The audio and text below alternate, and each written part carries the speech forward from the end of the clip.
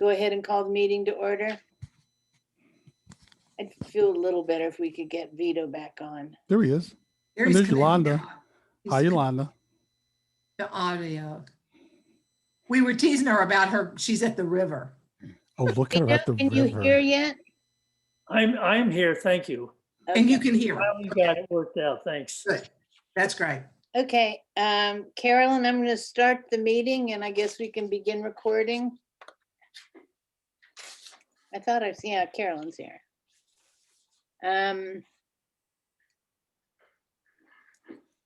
Okay, so let's call this meeting to order. Welcome to the February cold as can be meeting of the Hydraulic CAC. This is gonna be a fun meeting. You know, no bad news here because we've got kids coming and we had been talking about that for a while. So I think everybody has gotten a copy of the agenda. We were gonna, after the kids from Jack Jewett, we hear from them, we were gonna talk a bit about the county climate action plan and then get an update from Diantha and Julian. Does anybody have anything that they think we need to add? Delete? No deletions. So the next thing I want to do is, you know, since we're really into this,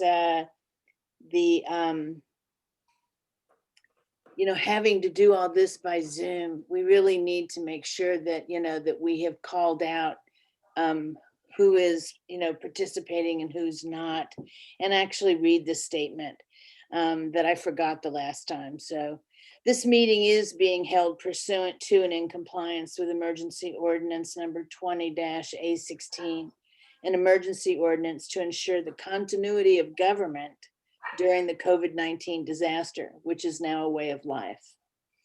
The persons responsible, the committee members who are electronically present at this meeting we're going to call roll here in a minute, so I'll do that separately. The persons responsible for receiving public comment to the Places29 Hydraulic Community Advisory Committee. There's always an opportunity for the public to access and participate in the electronic meetings, and that's posted on the Albemarle County website. Please note that chat is disabled. If you send something in the chat, send it to the meeting administrator. To ask a question or share a comment, use the raise hand feature. And the county staff president tonight's meeting are Carolyn Schaefer, Michaela Accardi, who we adore and works with us all the time, and Greg Harper. So that's very cool. Hi. And then we have meeting minutes. Well, let's first call the board. And so what I'm going to do is call your name. You can like raise your hand and wave if you'd like, but then just say here, or if you're not here, then it'll be dead silence. Yolanda. Okay. John Neal is sick, so he's not going to be here tonight. John Lewis. Here. There you are.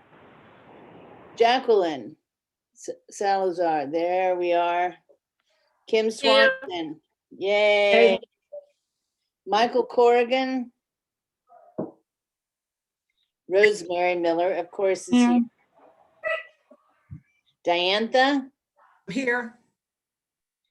Jane Fogelman. Here. Vito. Here, Bill Love. Here. Michelle Busby. Here. Samantha Strong. And Julian Bivens. Yeah. So that's a good swath of the crowd. So if everybody had a chance to read the minutes, anybody have any comments, additions, changes for the minutes? Do we all want to just thank Rosemary all the time for doing this? Yay. I'll move approval of the January 25 minutes. Oh, thank you. Do we have a second? second, All in favor of approving the minutes as submitted, say aye. aye. Aye. Opposed? Aye. Thank you, thank you, thank you. Aye. So now we'll move on to the fun. I think everybody can see that we have a couple different names and faces on here. Augusta Ems is the teacher who's come here with the kids, and so I am going to turn it over. Unless, did you have anything that you wanted to say, Diantha? I'm just thrilled that they joined us. Yeah, me too. And I will say that the students presented to Board of Supervisors and Planning Commissioners. And we thoroughly enjoyed it. And that's how they ended up here, was Cool. that we said we should have a chunk of that, just a small part of that presentation that we have time for tonight at the meeting. So, because the Jack Jewett Middle School is in our district. Yes. Yes. Okay, Augusta, take it away. Awesome. Well, thank you so much for having us here this evening. My name is Augusta Enns. I'm a 7th and 8th grade project-based learning teacher at Jack Jewett Middle School. And as others have said, we've presented the entirety of this presentation once. It's a really fun project that I get to do with 7th and 8th graders. We started it last year, thanks to Mr. Blevins and some others who connected us. But here tonight, we're going to be sharing design features, amenities, and green spaces for an affordable housing community. These are 8th graders presenting today. I have with me my awesome creative students, Lily, Dina, Sophia, and Lang Zay. I'll share a little bit about the background, and then I'll let the students share their ideas. So first, I'll tell you what project-based learning is. It's this crazy awesome new class. It teaches a process rather than a topic. So unlike science or language arts, where I teach the students a specific subject, rather the students choose the subjects and I teach them a way of solving problems. So you can see on the right of the screen, this is the problem that the students were attempting to solve through this project. And we started with the challenging problem: what does an affordable and eco-friendly neighborhood look like? What amenities does it have, and who do these amenities cater to? So our process begins with a question like this. The students spend some time doing sustained inquiry, fancy word for research. They speak with professionals who are knowledgeable on these topics. We studied a lot about committees and how a committee is run, so it's really great that the students get to be here today and really participate in their learning. Authenticity is a huge part of what we do. We only choose problems that are truly relevant to our students because they are going to be the people solving these problems in 10 and 20 years. The students use their voice to make choices throughout the process. They reflect on their learning every day. They even receive critique and revision from professionals, peers, and teachers. And finally, the learning culminates in a public product, which is what you all are seeing today. So thank you for being a part of our learning process. We are going to hear from 3 different committees today. I'll have the names of all students who created this work in the top right corner, but as I said earlier, only 4 students are here with us presenting today, and I'm so grateful for these 8th graders giving up some time on a Monday evening at 5:30. So first we have the Design Features Committee. Their objective was to design aesthetic elements to enhance the character of the neighborhood. Students, when you see your slide, feel free to unmute yourself and share what your idea is. Starting off with a community pool.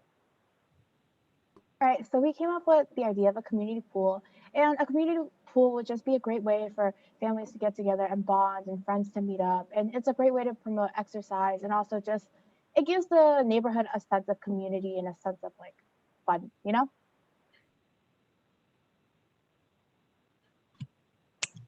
Our committee's idea was to create a dog park. Dog parks are a really good way to keep people and animals in the neighborhood active. They also help keep the waste in the neighborhood down because the dogs then have a place to go to the bathroom. And most importantly, it lets dogs interact with other people in the neighborhood. Trash cans are an essential part of society to keep our parks and streets clean. Although they most often are just there without much thought and end up sticking out in a bad way, we could fix this by painting the trash cans so they can add to the area's beauty in addition to keeping it clean. Some ways we could do this is to get volunteers from the community to paint them, or work with schools as an art project of some sort. This is our proposal to how we could turn trash cans from a boring black cylinder into an art piece. Mural in the community can make the ugliest building in the town the highlight of the city. They add a pop of color where there would normally just be a blank wall. They grab people's attention and can also be a tourist attraction. It may not seem like very much in the grand scheme of things, but it can really give the city a facelift. Many murals are painted by community volunteers or commissioned to private companies. Thank you so much to our amenities community. You'll also notice that many of the amenities that they've proposed would bring many jobs to the neighborhood as well, whether that's lifeguards, people who continue to maintain the park, local artists who paint the murals, etc. Next, we have our Open Spaces Committee, and their objective was to design public gathering spots, natural areas, trails, and parks that would benefit our community. So our first idea is a big park. In the open spaces, we would have a pavilion for people to hang out while kids can go play on the playground or in the open field.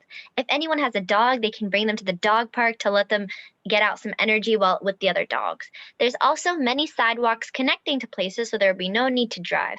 The park will also be more central, so people from all across the city can have easy access to the park. It would be cleaned up regularly by volunteers because we don't want people playing in a bunch of trash. There will also be paved pathways and ramps for people who are disabled or can't get around as easily. And there will also be many like benches for people who like need to rest, like can't be as active.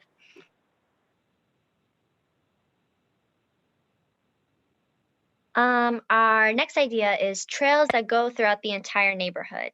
This would be an alternative to like a bunch of like busy streets. It would be like a new version of sidewalks because it's safer to be like going through like, I guess like a forest, like going through in trails than it is to be like on the side of the street. It also promotes interconnectivity amongst the residents because it can be a really communal thing. You're walking past people's homes, like you're walking through like, I guess neighborhoods, you're walking through like you'll see other people walking, you know, and it's just safer.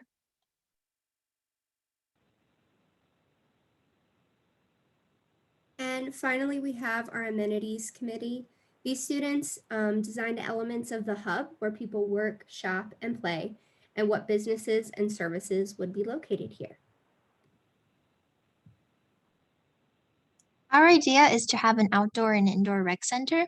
This Parks and Rec Center will be covered in murals painted by artists inspired from people in the community. The basketball courts will be located indoors and outdoors, and these courts will also be painted to share a message of equality and anti-bullying. Soccer and volleyball courts will be provided in the outdoor facilities, and a cafe will also be inside selling drinks and snacks. Inside, we will also include an art center available for students who want to learn more about art or even just little kids who want to make crafts. We want to add a special ed center where children who have special needs can interact with their peers and do everyday things. This center will show those children that they can do anything that a normal kid could do, and their disability does not define them. All right, so we came up with the idea of a community garden, and we planned this to be in like the center of the neighborhood, and then the community members, they would choose what would be planted and where it would be. There will be composting bins, collection boxes where people can put their excess seeds, a donation box where if they want to donate any gardening supplies or anything else. And also there will be a sliding scale system to help pay for like the water costs of like the water hoses and pumps. So, yeah.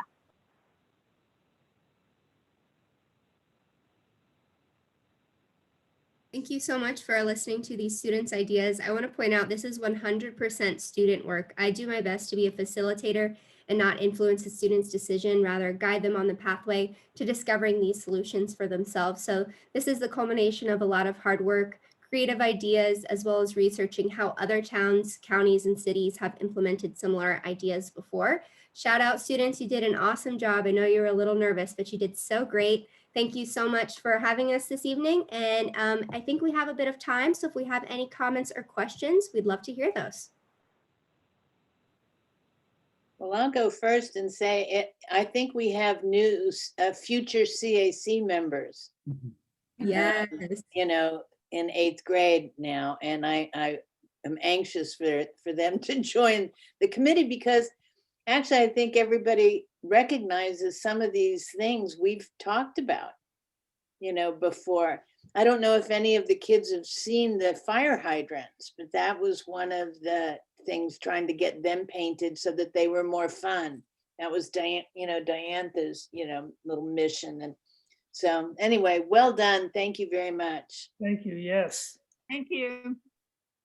Thank you. Anybody also. else have a question or a comment? Oh yeah, Bill. Yeah, I think the community gardens are a particularly wonderful idea. When I lived in New York City in a highly urban area, Battery Park City, they had community gardens there, and it was a way for people who are into that sort of thing to meet and to bond and to really pull the neighborhood closer together as a unit. So I think that was a terrific amenity to come up with. Yeah, agreed. Diantha? I agree, Bill, that the community garden is really intriguing. It would be fun maybe for the CAC to think about if there was some space or an area in our community that might work for that. Just throwing it out, and I honestly don't know if you can put a community garden along where a pipeline might be going. We know you can put a multimodal trail. Not sure about a community garden, but maybe it's something to think about.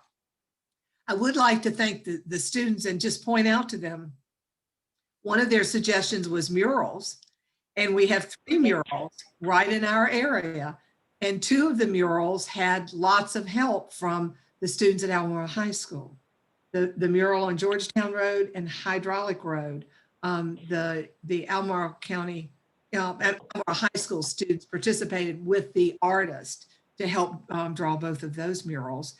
And the suggestion about a rec center, a recreation center, really meets nicely with the Boys and Girls Club, which will have some basketball courts, I believe, and some amenities. So it may be, Augusta, that when that presentation is made to this group, you may find that the students would be very interested in seeing it eventually. So anyway. Yes, definitely. Yeah.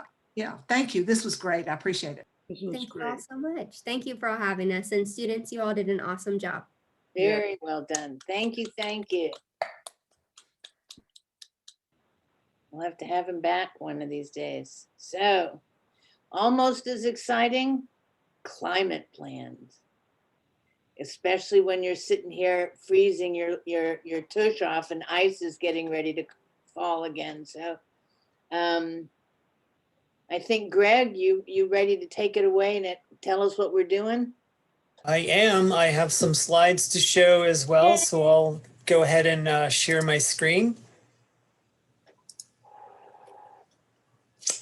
And oops, gotta click one more button. Can everybody see the first slide? Yes. Yeah. Okay, great. Well, thank you. This is the climate action plan that we presented to the board way back in October. And it's kind of the same presentation, updated, of course, with some things that have happened over the last several months. But apologies to Diantha. She will be hearing some things she's already heard before. And I can't really see very many of y'all. Wait a second. But I wanted to just do a quick survey. How many of y'all have, you could just raise your hand, how many of y'all have gone in and just looked at the climate action plan, even if it was just a few pages of it? I see Julian's got his hand. Okay, I see some hands waving. Diantha, of course, you have to say you did, even if you didn't. I did. I have notes all over my copy. Good for you. Good for you. We should talk sometime. Well, great. It sounds like I have an audience that's pretty familiar with the plan already. But let's see. I'm Chief of Environmental Services. I've worked with several other people at the county, including Andy Lowe and Lance Stewart and Serena in our communications office to put this plan together. But in addition to those people, there were lots and lots of other people that either county staff or just representatives from the community that helped us put together the real meat of this plan. So I wanted to shout out to all those people. I'm just the lucky one who got to do a lot of the presentations. So my agenda for the next maybe 10, 15 minutes, and then we'll have some time for questions, is to kind of give you a background, just leading up to the plan development itself, review the actual climate action plan for those who aren't that familiar with it, and then give you a sense of kind of what we're doing as we step into phase 2 of climate action planning, because the board did not want us to develop a paper document and put it on a shelf, as they say. They want a climate program. And I think this was just the beginning of really what is probably going to be a long-term program that the county is going to be implementing for, I hate to say it, for decades.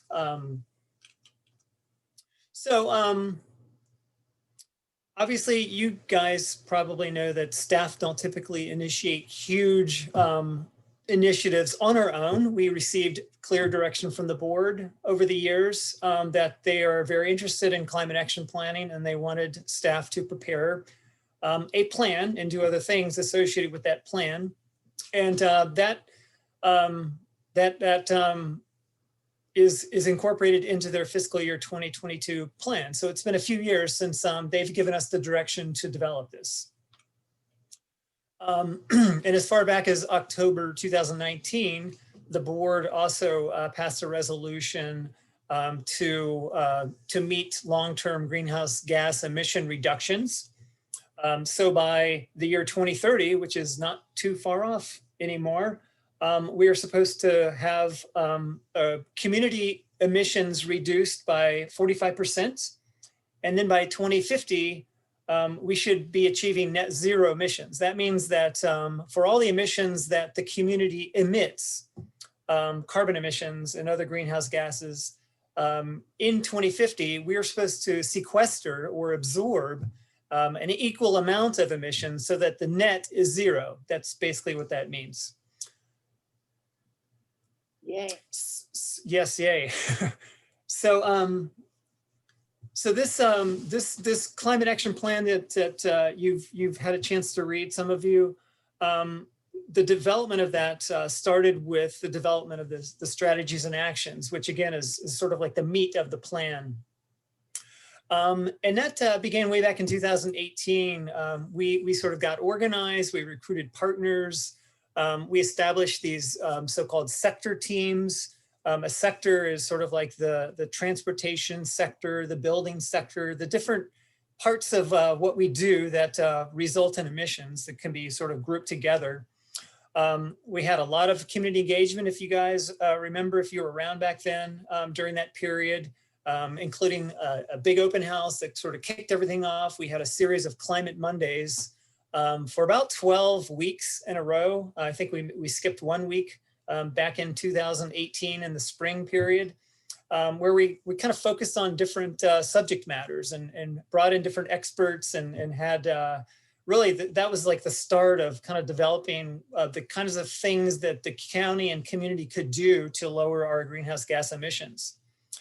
And from all that work, we developed some draft strategies and actions. A lot of that work was done by these sector team groups that kind of met on a regular basis. They consisted of some county staff, but they also consisted of local experts, somebody who might be working in the solar sector, for instance, and really anybody from the community who wanted to participate. So it was open, of course. We are a government, we're open to, and we seek out input from the community on these sorts of things.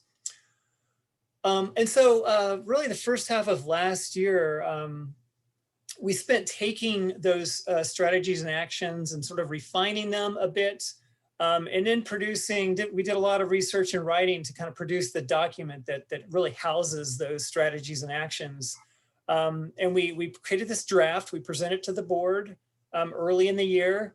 And at that point, COVID hit, so we couldn't really go back out and take it on the road. And instead, what we did was we used this platform called Public Input, which you're probably familiar with, to seek community input on the specific strategies and actions that were part of the draft. And then we presented that final document back to the board in October of 2020, at which time it was adopted. I'm sorry, I got ahead of myself, but so we we got the community input from this public engagement initiative, and then we sort of re-engaged our sector team members. And then we basically tried to incorporate as much of the community feedback into the final actions and strategies in the plan that we could. And at last, we produced the final climate action plan document, presented it to the board in October of last year. So what is the climate action plan? And it's abbreviated by the letter CAP, of course, CAP. It's at its most basic point, it's a list of strategies and actions that we can do as a county government and as a community to mitigate climate change. And that looks like doing things that emit less greenhouse gas emissions. And it also means doing things that absorb carbon and other greenhouse gases from the atmosphere. And that is called sequestration. And you've probably heard the term before. So that's pretty boring, just a list of strategies and actions. But there are lots of them. There are 11 goals in these 5 sector categories that we'll get into in more detail in a few minutes. But those broad goals are supported by 31 strategies, and those strategies are supported by 135 separate actions in the plan. So, and you could see we've kind of classified them by time frame. So a good portion of them are immediately actionable, for instance, and even more are initiate planning, where we haven't really, they're not quite, or they're ready to go, but they're going to take a little bit more work than just simply flipping a switch. So they're going to take some planning and coordination and a little bit more work. That's what that means, basically. And then quite a few of them are sort of like out there, but we might have to kind of wait for opportunities to arise and kind of play it by ear and see how things go, basically. So we kind of wanted to give them a little bit of a sense of like whether these are things that we could do now or that we'll probably have to do later. And that's kind of helping us to prioritize what we're focused on right now. And by the way, as I'm showing you slides, and I can share these later if you guys are interested in having them, but I include the page in the actual climate action plan that I'm really referring to. So if I'm talking about a particular subject, you could kind of see the page in the plan that is related to what I'm talking about. So in addition to these strategies and actions, there is a lot of front material in the climate action plan that includes pretty important material. So for instance, the plan is actually very consistent with what the overall county vision is, which is to have healthy lifestyles for its residents, environmental protection, thriving local economy, community awareness, increased equity. All of these values are really cooked into the climate action plan, and they merge quite nicely. We also recognize that the climate action plan is not the only county plan. It's not, it doesn't exist in a vacuum, and it really ties into and builds on a lot of existing county plans and programs that have existed for a long time. The most obvious is the comp plan. The comp plan calls for climate action related things, and I'm sure the new version, it's under revision right now, and I'm sure the new version will include even more climate action related things. We did want to call out that we, this is built on basically centuries of science that is built over the years that have identified the greenhouse effect. This science goes back, like I said, a long, long time. You would not believe. So just wanted to recognize that, we're not scientists ourselves. We rely on world or global experts to kind of tell us, what the best things to do will be and how urgent we need to act and stuff like that. So these pages are a little bit of a call out to those scientists and science in general out there. Holistic approach. We certainly don't want a greenhouse gas positive action to be the only thing that is considered. For instance, if we identify something that will reduce greenhouse gases, but make the county a more miserable place to live, that's not really something we want to promote or do. So we just recognize that climate and greenhouse gases are sort of like one thing that we need to consider as we as a community decide on the types of programs and projects we want to do. Luckily, there are a lot of great community programs that end up resulting in fewer emissions, and we'll talk about some of those later. So there's a lot of good complementing going on. The Climate Action Plan is a great thing to have, but we need really a commitment to track progress towards these adopted targets, and that's one of the things that we promised to do in the plan and are already working on. Recognize that this plan is not something that's going to stay fixed forever. It's an iterative process. There are new things that come out all the time, whether it's technology or policies or whatever, that we'll have to adapt our plan over the years and just take in whatever new things come our way. Okay, getting now into the actual substance of the plan, these 5 categories or sectors that we've called them that contain all of these goals, strategies, and actions. And so you could see the list there. Transportation and land use and buildings are the 2 big sectors that result in the most emissions by far. If you look at all of the emissions that are really that our county as a whole emits. The other 3 categories that are kind of like smaller in scale are renewable energy sourcing and sustainable materials management and landscape, natural resources, and agriculture. And I'll go over these in a little bit more detail in a second here. So the major goals of the transportation and land use sector are to reduce overall vehicle miles traveled and to shift towards more efficient modes of travel as well. We certainly aren't saying that we want people to hunker at home, even though we've been doing that for about a year now.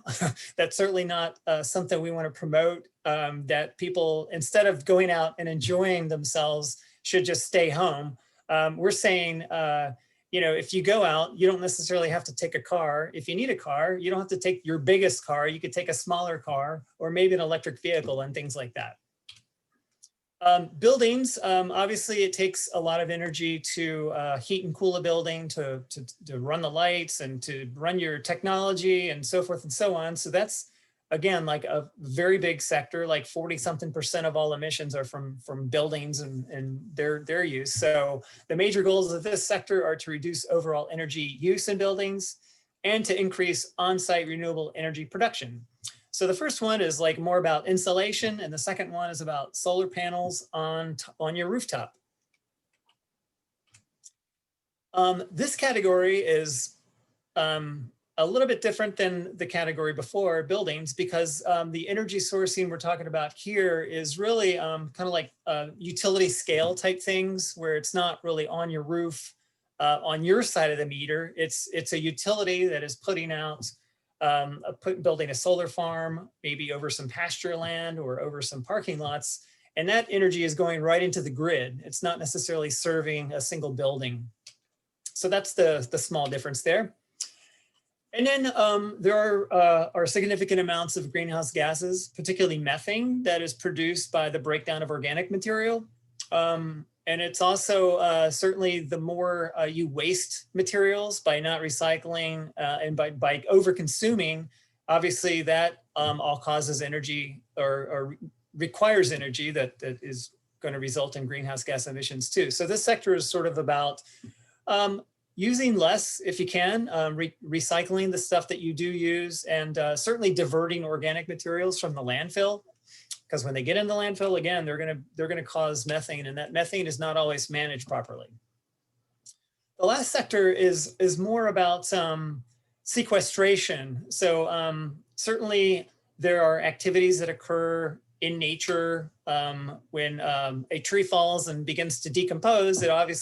It's going to release carbon and actually carbon emissions are going to be associated with that decomposition. But in general, forest, for instance, is going to absorb a lot more carbon than it's going to produce. So that's a great sink for carbon. And if we properly manage our lands, we could grow food and grow, grapes and stuff like that in such a way that it reduces the emissions associated with it, or it maximizes the sequestration as well.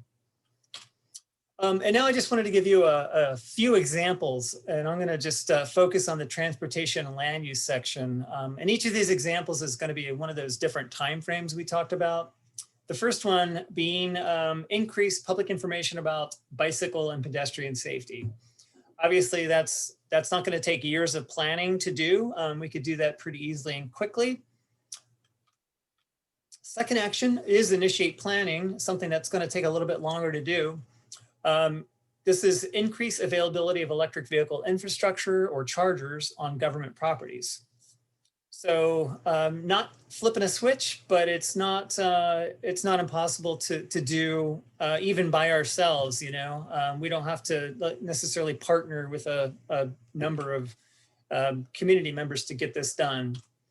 The last one is increase affordable housing options in areas served by a variety of transportation options. So here's where the county can't just do it by themselves. This is gonna take the right developer at the right time and working with county staff to kind of work out the details of something like that. So that's why it's in that assess opportunities category. So that's basically what's in the plan. And I encourage everybody to read it. It is online. It's a lot of work was put into it, and it reads pretty well, I think. But if you don't want to read cover to cover, certainly flip through to get a sense of it. But in addition to having done the plan, we're kind of moving into what we call phase 2 of climate action planning right now, or we have been since October, since we presented the climate action plan to the board and it was approved back in October. So what does phase 2 look like? What does it mean? One of the things we're going to be doing over the next couple of years is to refine the plan. We threw out a lot of strategies and actions. We did not rank them. We did not weigh them.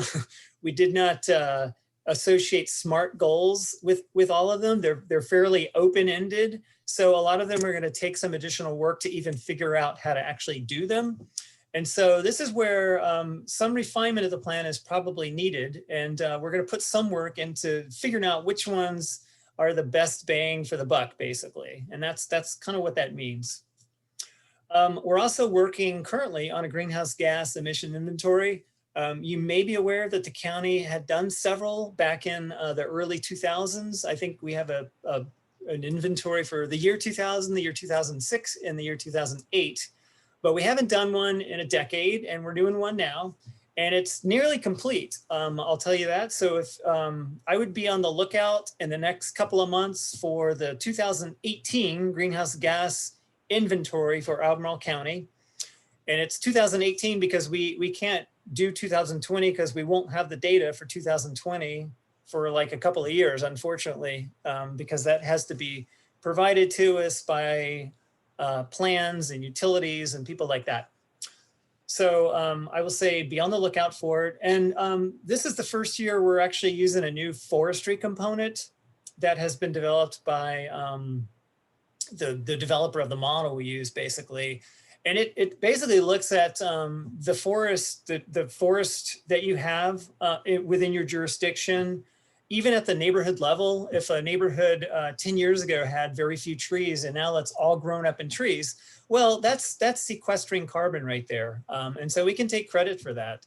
And it's actually turning out to be quite a lot of credit. So I guess the moral of that story is that forests provide a lot of benefits, ecological benefits. And one of the benefits is actually sequestering carbon to the point where it's going to be easier for us to meet our long-term goals with this sequestration aspect of all of our forests in the county.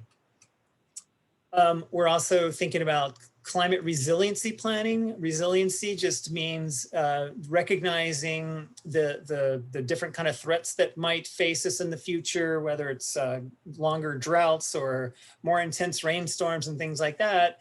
And looking around our community operations to make sure that we're ready for them and that we're doing things that can minimize the impacts of climate change over time. We actually just had a meeting with some community partners last week on having them help us with developing our first resiliency plan. So we're at the very beginning of that process, and it probably will take 6 months to a year to develop our first one. We obviously have worked with the community in the past and expect to continue to work with the community in the future as to the extent possible with all of these activities, because if I haven't made it already clear, this climate action plan is not just a county operations climate action plan, it's a whole community climate action plan. So we're really looking at things that we don't have any control over directly, like traffic that passes through our county. So we definitely need the community to participate in this for it to be successful. And the last thing I'll talk about really is implementation of the actions. It's great to have a plan, but unless you use that plan to actually change what you do, it's kind of pointless. So we will continue to kind of like assign responsibility to all the actions that have been identified in the plan, making sure that there's a leader for each of them, and that the resources that are necessary to implement as many as possible are available. And of course, we're going to be focusing on the immediately actionable and initiate planning timescale actions. And I did want to give you a sense of kind of like things that we've done recently, things that we've been doing and will continue to do, and also things that are kind of new to us. So you're probably aware that, over the years, we've installed solar panels on a lot of county school building roofs, and the Crozet Library was done just a few years ago as well, or a couple of years ago, 2018, I think. So we've done a little bit of that kind of work. We've had a sidewalk program for many years. That sidewalk program builds pathways for people to use to get from point A to point B without having to get in their car and drive 3 blocks down the street. So so that's a climate positive program right there, and that we'll continue to do as well. We've had land conservation easement programs for a long time. Those are great because, as I've said, trees and forests are climate positive, very climate positive. The LEAP program, that's the local, gosh, how could I have forgotten what LEAP means? You know what LEAP is. They help people identify like home energy issues in their house, and then they help to address them. So we've given support to this program for many years. And it basically subsidizes like assessments of your home. It subsidizes improvements to your home. So we have done that for several years, and we'll continue to do that as well. And we've also, I've misspelled envelope here, but we've made some improvements to our county building HVAC systems to make them more efficient, and also the building envelope to make, again, our buildings a little less leaky, a little bit more efficient, and we're seeing money savings, and those money savings are also greenhouse gas emission reductions. Some new things we're doing is a brand new program that's basically supporting the Albemarle Housing Improvement Program, who does things a lot like LEAP. They focus on low-income homes. So we entered into an agreement recently to provide $250,000 worth of support to do those home energy inspections and to make improvements to low-income family homes who normally wouldn't be able to just like put that money out there and front it up to make those improvements. C3, the used to be called Charlottesville Climate Collaborative, is now called Community Climate Collaborative. They're a strong partner of ours, and we've worked on several programs, one of which was they built climate kits or classroom kits for Agner Hurt students, about 40 students, to kind of teach them about the climate, teach them about solar energy and home improvements and things like that. And there was a great response from the 40 kits. There were quite a few people that in learning about the programs that are offered locally, reached out to LEAP for home assessments, which hopefully will lead to home improvements and a reduction of emissions once again. But also, I mean, that kind of stuff increases the quality of life for people as well. You know, your home's not quite as cold and you're not spending near as much money on, you know, heating or cooling your home. So it kind of clicks a lot of the right buttons. And the last thing we're kind of working on right now is we're partnering with Dominion, or Dominion has a grant program, I should say, that we've applied for and been accepted into. And they're going to help us pay for some electric vehicle charging stations at the McIntyre County Office building. And I think one is actually going to be at the Fifth Street County Office building as well. And so that'll just make it a little bit easier for the people who are making the investments to buy and operate an electric vehicle to just know that there are places where they can charge their car.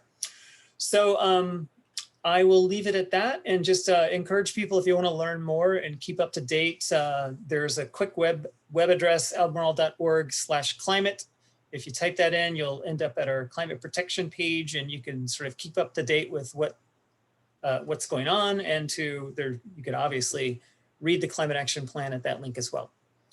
So I wasn't keeping track. I hope I didn't speak too long, but I will open it for questions if you still have time, and if not.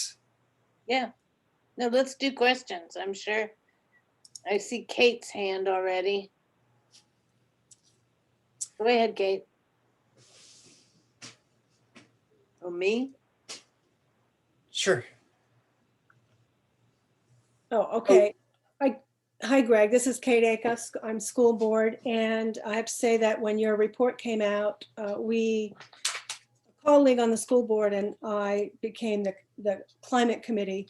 But with COVID, basically all we've done is direct county people, school people to work with county people. And I hope that's happening, and please get back to me if it's not.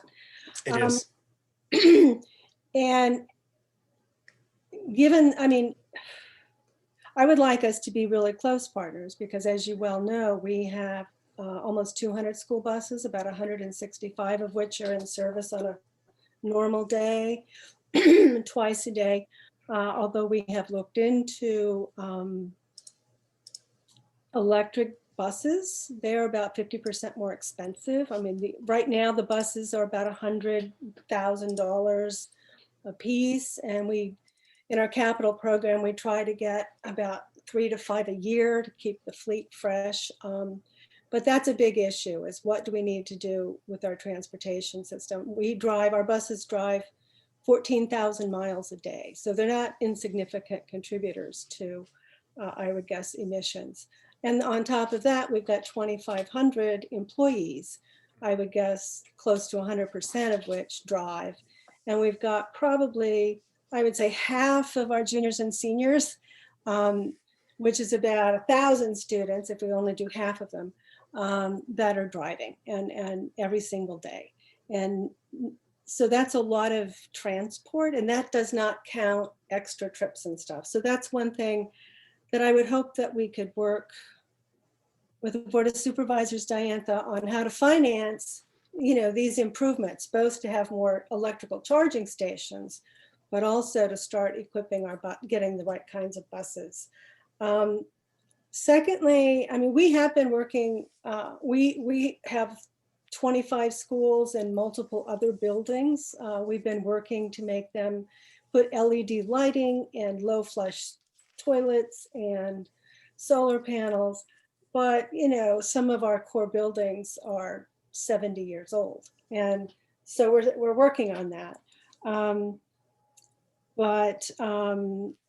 One other thing, our students are very interested in climate, and we have worked with our food services to try to have disposable cutlery and trays and all of that. Whether that's more energy efficient than washing some of them, I don't know. But I do know that composting services, there's another Diantha issue, aren't free, that we can have, that we have to contract with a company to do the composting, and that's an extra line item in our budget. I don't know that it's huge, but I know that all of our schools haven't done that.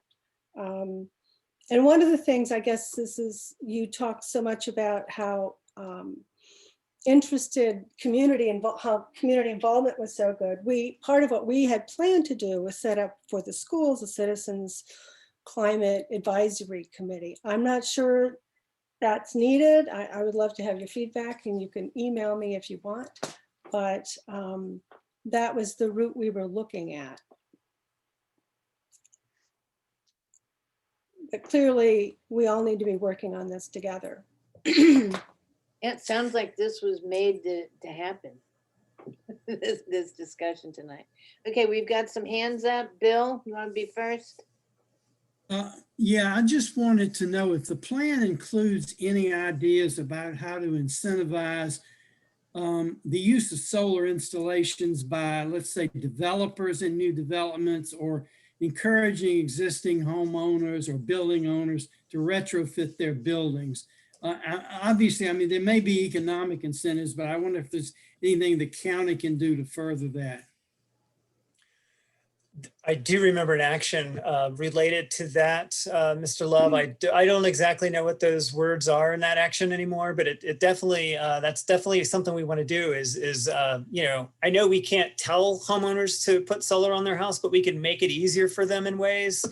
And certainly, like if I know some communities are trying to make it easier for retrofits later on by just like making your home ready for solar. You know, you could spend just a little bit of extra money to just install something on your roof that could allow the wires from the solar to get into your house. It's a lot easier to put that little thing in there, which the wires could then be fed through later during the construction of the house. A lot more expensive to retrofit it later. So little things like that are things that, yeah, we need to work with our building official on to incentivize, just educate builders, work with them to kind of get ready, because this is going to happen probably faster than we all know. I feel like in 10 years, it's going to be, we're going to see a lot more solar, a lot more electric vehicles out there. Also, like I've heard that some communities are requiring builders to make their garages, if they have a garage, like ready to charge an electric vehicle. Because again, if you have to retrofit that big number 6 wire through your walls, you know, to charge your car, that's a lot more expensive than it would be to just like throw it in as it's being built. So totally agree with you. We do have something in the plan. I forget exactly what it says, but yes, right on. Cool. Kim? Hi, yeah, thanks for the presentation, Greg. Since the county is sort of in the midst of updating its, or actually creating the affordable housing policy, are we also looking at having a building code standard that we would sort of look to that includes energy efficiency as part of like any kind of new development that is, say, multi-generational housing? Like, do we have a building code standard that has energy efficiency as part of it? It seems like a really good idea. I don't know the answer to your question, Kim. But yeah, we should look into that, and I've made a note of it. But it's a great idea to consider, you know, that part of affordability, because of a building that might be cheap to buy, but is expensive to heat and cool is not affordable, you know? Well, and that's the thing. I mean, years ago, I think the county had affordable housing get built because they did things like not connect to the sewer system. And then that made it affordable, which is not actually really a good solution. Okay, that just actually drives up the cost for the person who's going to live in a house with a septic tank. That fails. So we need to start thinking about these things like longer term in terms of the life cycle cost of that house for the actual person living in it. Yeah, yeah. that gets to that slide that talked about holistic, the plan being holistic, and it's sort of like, look at the whole thing, not just like one part of it. If you make, again, like, I've already said it. Also, equity considerations are a huge part of climate action planning. We envision having like an equity committee or team, make sure that all aspects of climate action planning is viewed positively from an equity perspective, and that we haven't missed something, So that's one of the kind of like advisory teams we envision creating as part of our team structure. And I think that gets to your question as well. The other question I had regarding the forestry component to the greenhouse inventory, can we have the Charlotte Humphreys Park be part of that as a model? I know that the forest, since it is a big intact forest, not just a tree here and there, was definitely included in our calculations. But what do you mean exactly to be included? Well, I don't know how your like add-on tool in this software product works, but is there like ways that if we had a forest management plan that was developed for that parcel over time, how do you then keep track of it within this inventory system as far as its long-term health? Yeah. We haven't gotten to that level of specificity, I can tell you that. What we're looking at as part of this module that we've included with our model is like, how much forest do we have? How much did our forest amount increase from 3 years ago? Because we know we lost some forest to development. We lost some forest to agriculture, but some fields that were fields 3 years ago are now forests. So we've got a little bit of back and forth, and we're just looking at it that scale, like how many acres changed, over time. But we could, just for fun, Kim, do a quick calculation to say, okay, let's look at this one park. How many tons of carbon is that one park sequestering every year? And how far does that go? Is that the equivalent of like, 100 homes emitting carbon through heating and cooling and things like that? So we could talk later about it, but it'd be kind of like a fun thing for the neighborhood to know that that park is sort of like a little solar farm. It's not generating electricity, but it's keeping. But it needs to be coupled with a forest management plan that really is doing a really sound assessment of its longer term health, because it's not going to be sequestering anything if it's going to be dying over time. So right, yeah, and that's like a little bit out of my area of expertise, but we definitely have a whole lot of actions that kind of speak to that. Is like, let's manage our forest and manage our ag lands as best we can. I don't know what that looks like yet, but if you want to be part of that team, I've got your name and email address. Cool. Julian. Thank you. So Greg, I have two things that I want to sort of put before you. So if you do another student project, I'd appreciate it if you'd get serious consideration to the school systems in Jack Jewett. And the reason I say that, in comparison with Meriwether Lewis, we've got 70 languages were spoken at home, and we have probably, if not the most economically diverse community, we have certainly this sort of the broadest economic community, from those with extraordinary wealth to those who are bringing their wealth together. So while I appreciate that the Exburg school is getting that kind of opportunity, I think that opportunity for our children would be something that would be actually much more useful. And most, if you're talking about sort of having an impact into a broad set of constituents. So if you put that in on your paper and do that for us, please, I think Kate and Diantha would sort of back me up on that statement.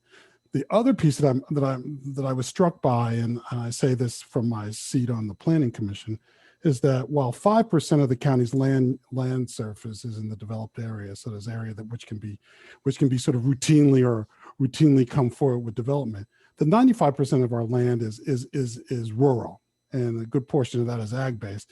And I didn't hear, and perhaps you just didn't feel it was necessary for this group, your discussion on what are we doing in that part of the county, in the agribusiness part of the county. And I live in the rural part of the county, so I want to be real clear. I'm not rural bashing here, folks. I live in the rural part of the county. But what are you doing with those folks? You know, we routinely hear that some of the key places where we have pollution is on some of the sort of with cattle, and certainly our water systems are with unfenced animals sort of enjoying a cool stream either in the summer day or an evening or in the fall. So what does the plan say about 95% of the land mass in the county?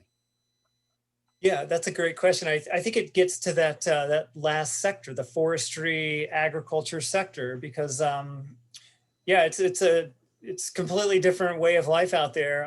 Not only do you have like a different kind of land cover, land use, but you've got people like me who live in Batesville who are driving 20 miles one way just to get into town.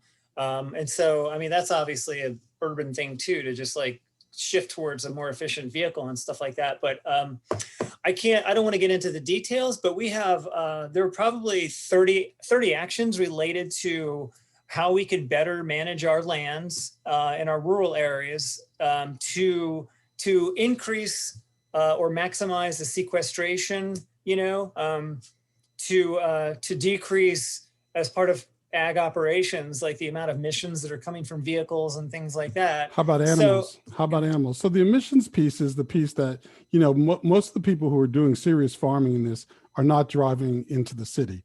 They're doing their stuff out in the rural part of the county, but their animals are doing what their animals are doing, or they're using techniques for farming, for agribusiness, which is, you know, they're solid techniques, but they're not techniques that are focused on preserving the climate. And I'm not talking about forestry because that's a whole different piece. I'm talking about livestock and the way that livestock has a way of impacting the climate in ways that I didn't hear described.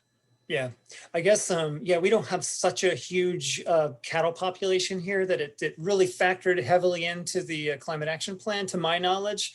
But I would suggest that, you know, we would work with the Cooperative Extension Office, our partners at the Soil and Water Conservation District, who are really like the people who work with ag owners, ag operators, much more than the county does directly.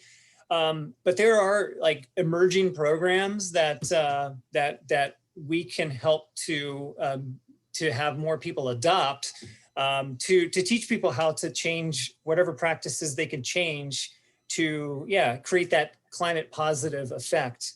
I don't know what that would look like, especially related to cattle, but there, yeah, I've heard of like things you could add to a cattle, like to cow's diet, that will like dramatically decrease the amount of carbon that they belch, for instance. So these are things which, again, I'm not an expert at, and I'm not that intimately familiar with them, but they're out there. And I think that we just need to work with our partners to get them adopted. And if I could just speak for 15 seconds to say regarding your first question, that this climate classroom kit pilot was so well received that we've supported like a bigger rollout to essentially hit every fourth grader in the county. So it's gonna be rolled out in the next couple of months. That would be brilliant. So my piece on this, and this is just my little soapbox, my little soapbox, is that we often do the pilots in other schools, and where the Jack Jewett schools are just as worthy as pilots as the other schools. And so I appreciate that you're getting around to us, but my deal is Jack Jewett should be because of the broadness of our schools, Jack Jewett should sort of rise up on people's lists. And I'll be quiet, Chair. All right. Vito, did you have a question? I know you were waiting. Greg, how efficient is or effective is residential recycling? I would say recycling and really solid waste management as a whole category is important for a lot of reasons. It doesn't have like a huge contribution to climate compared to transportation, buildings, that sort of thing. Important nonetheless, but it is a piece of the puzzle. It's just a small slice of the pie that contributes carbon emissions. The more waste you have, the more carbon emissions you're going to have. But it's certainly part of our plan. It's just it's a smaller slice of the pie. That's all. Thank you. John Lewis. I knew John would have a question or a comment. Hey, can you guys hear me?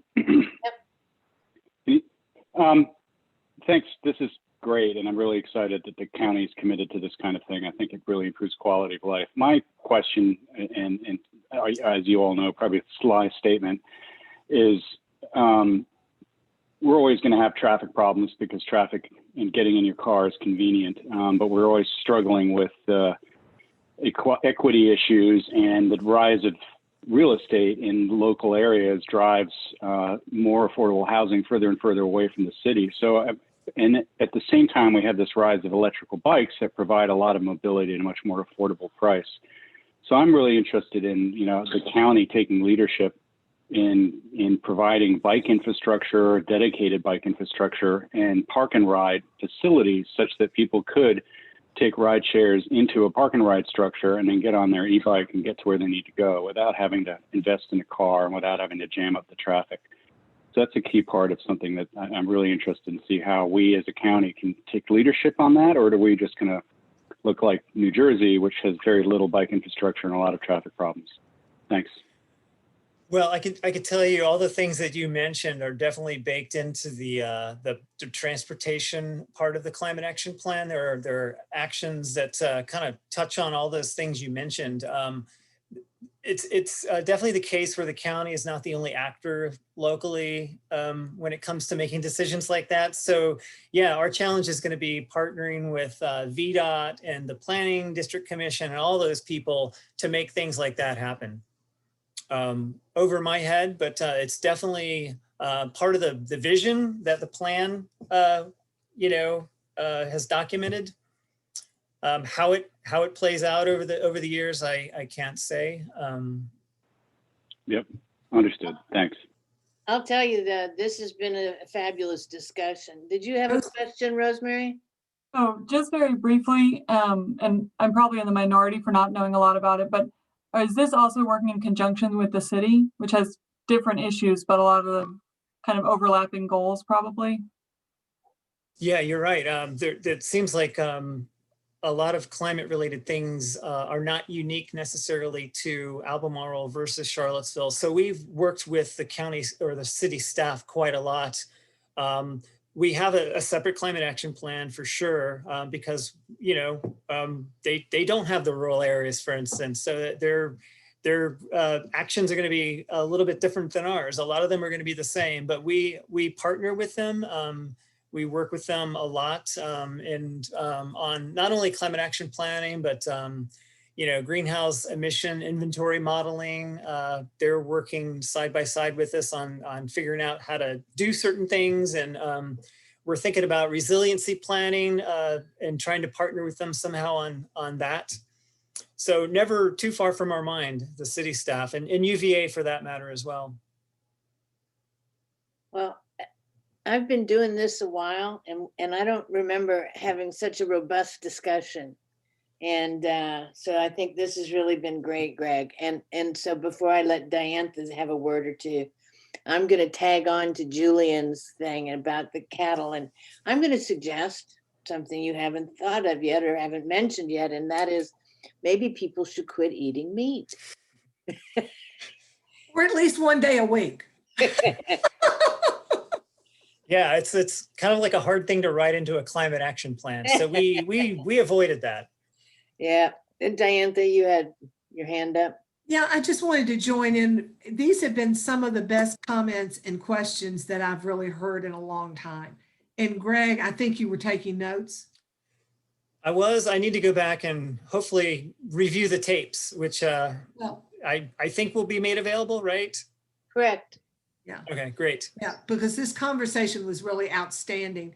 I really appreciate Kate trying to connect the schools and our work, because they have all of these buildings, all of these families, and climate action was the #1 priority that surfaced in this community.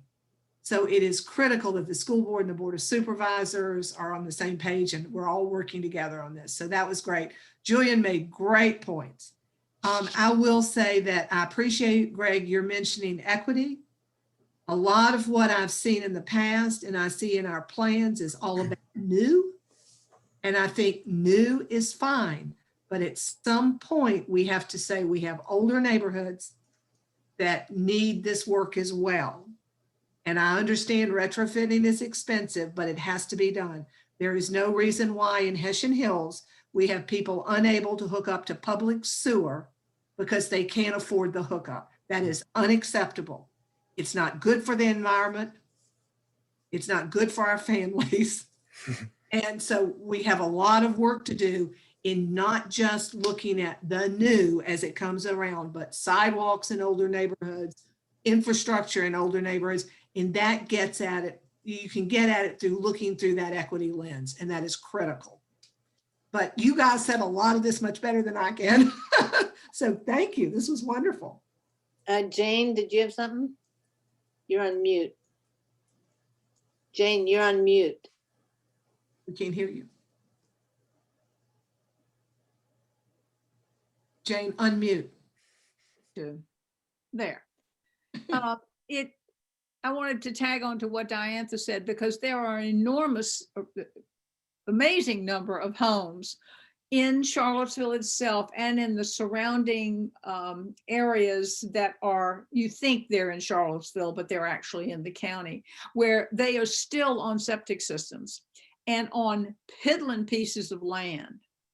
So they really, I think there needs to be, I would like to see a universal trying to make it cheaper. And it is wildly expensive to hook up to the sewer, both in the 20,000, excuse me, but somewhere around 20,000. Sorry. Yeah. I mean, it is in the city is the most, they are not cooperative in any way, size, shape, or form.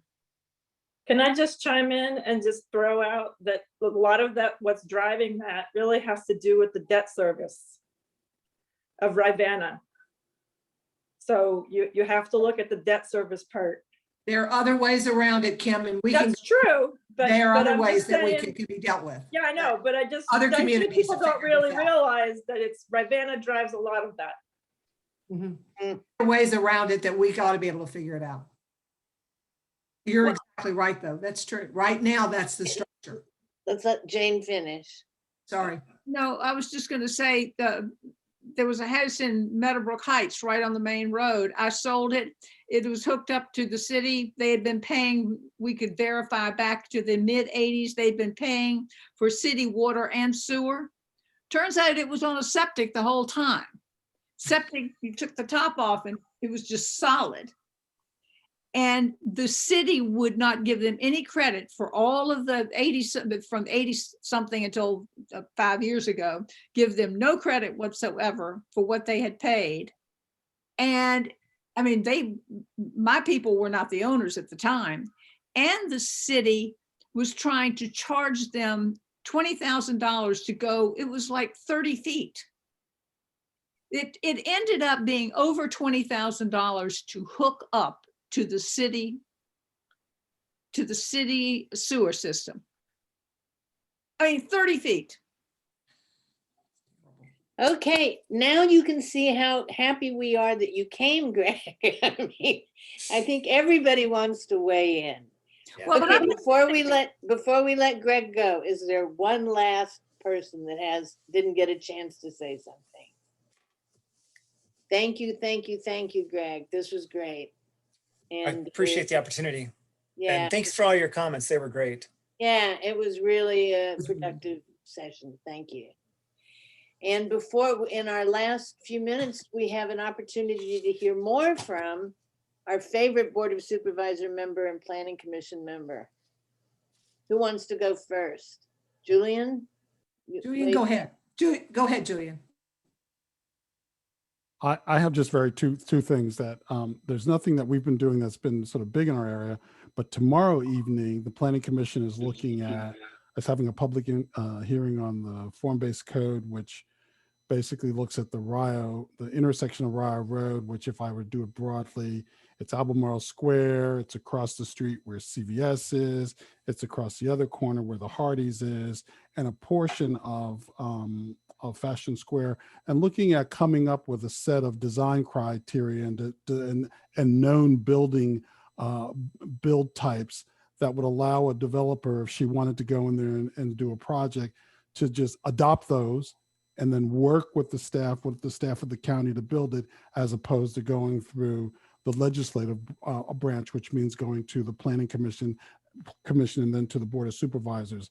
This is a hope to try and give some, to give a developer, if she wants to, the ability to breathe some life, or to look forward. I shouldn't say breathe some life, to look forward to invigorating that intersection, which is, you know, a primary intersection for the county there, so that it doesn't continue to move into this sort of, Michaela's heard me say, zombie land, which is the corner that Albemarle Square is, Fashion Square is, because there's nothing in there. If you haven't been to Fashion Square lately, you should just walk through there at 12 o'clock in the daytime and see what's going on there. We need to envision, we need to enliven that.